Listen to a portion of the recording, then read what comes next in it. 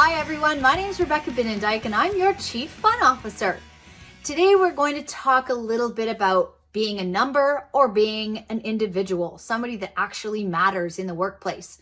Because who wants to go to work and feel like you're just a number or just another Sally that nobody really knows about? They've never really gotten to know who you are and what matters the most to you. And I'm going to talk to you today about why that's so important, not just for each individual, but for the entire outcome of the company. It's a very different way of thinking that you would actually care about each individual employee and the problems they're having in their personal lives and all the different characteristics they might be able to bring to the table that maybe you haven't thought about.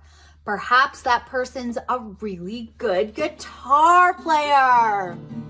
And then you could bring your guitar into meetings, if you're even having meetings. There's all kinds of talents and gifts that people have that are rarely tapped into, especially in the standard corporate culture that we are in today. What I want to encourage is to create an environment where it's adventurous, creative, open-minded, so people can come into it and they can be their whole selves. Now that takes a few different elements. For one, you need to have a leader, I say leader, not a boss, that encourages these things like creativity and risk-taking, experimentation, collaboration. You need somebody who's on the forefront, who's living that themselves as a CEO, and then encouraging their employees to do that. When they do that, and they start really encouraging that kind of behavior, then in cultures, we start to see fear disappear. When people go into companies and they are afraid of losing their job, or less dramatic, they're afraid that their ideas aren't going to be accepted, that their ideas aren't good enough. They're afraid they aren't skilled enough. So many women believe they have to have things perfect before they can apply for a job or a new position. If those people didn't feel like they needed to be perfect, like they needed to align themselves completely with the old way of thinking, and that was the only way they were going to be accepted, then you would have freedom of the mind, you would have creativity,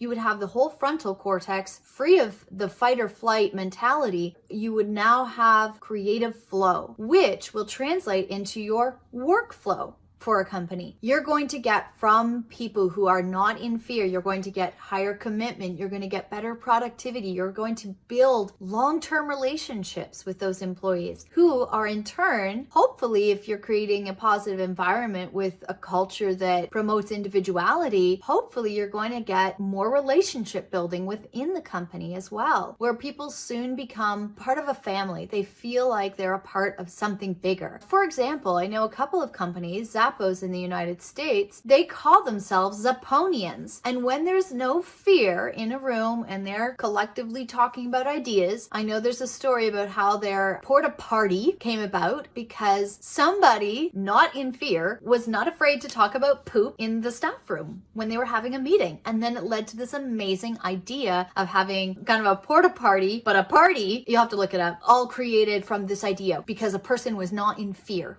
when they were talking and sharing ideas. So we bring more team building, more spirit, and all kinds of different ideas that can come from an environment where people are safe. They feel trusted, and you as a CEO are trusting them to do their job that you hired them for. Giving them more responsibility is going to give you better results in your company. All of that to say, when a company is thriving, their employees are adventurous, they're creative, they're open-minded, they're willing to take risks, and you will be amazed at the outcomes